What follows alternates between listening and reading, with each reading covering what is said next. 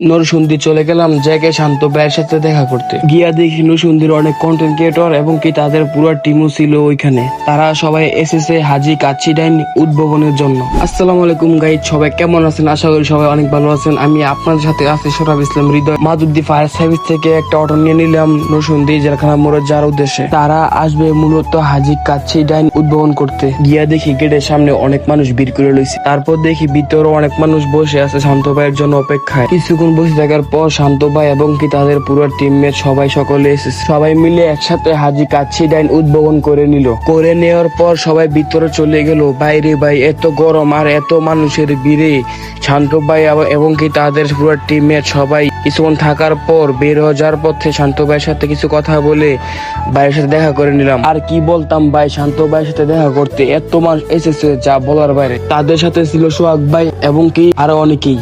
তো আজকে ভিডিওটা এই পর্যন্তই। সবাই ভালো থাকবেন, আল্লাহ হাফেজ।